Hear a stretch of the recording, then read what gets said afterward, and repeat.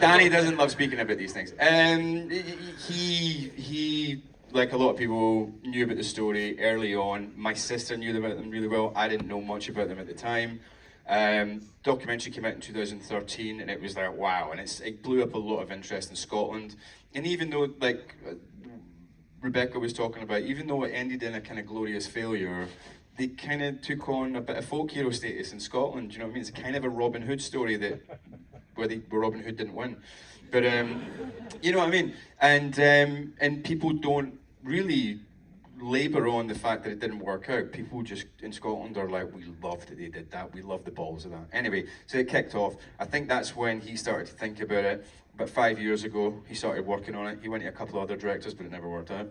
And then, I don't know if maybe this is part of your thinking, but knowing that it was going to have to be two fairly unknown people playing these young people, because there isn't that much of a film industry in Scotland, there's not a conveyor belt of 20-year-old superstars coming out. So we knew that the two leads were going to be people that you may not have seen in anything else. So I think he went, I need somebody with a face to direct it. So he came to me. And that's how I was sort of re-energized with the story, because I knew about it in the 2013 documentary. Got it here, and it was everything I wanted to do for my first film.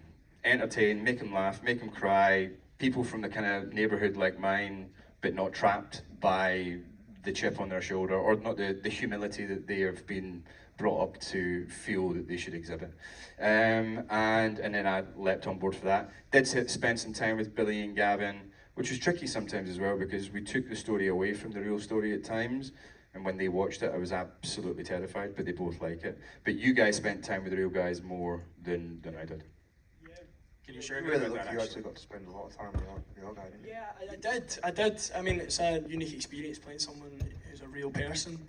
And I met Gavin in Soho, so the old stomping grounds of Silbone Brains.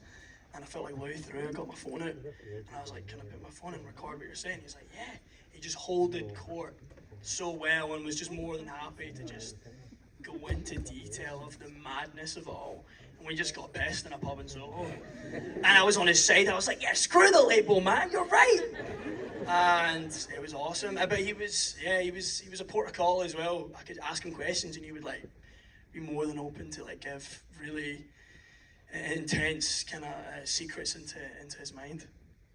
Yeah, we sort of never really got them in the same room together, did we? So like, you got like one side of the story, then I got the other side of the story, which was interesting. But yeah, it was nice to have them as, like you say, a port of call.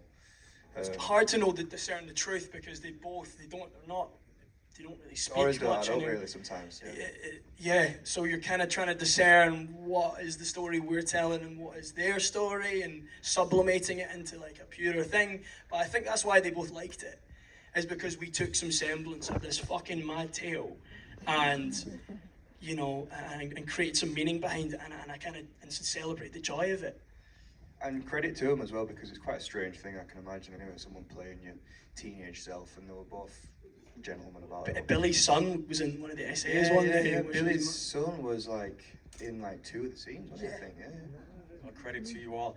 California Schemin is screening 3 more times throughout the festival, so please spread the word and please vote at tiff.net/vote.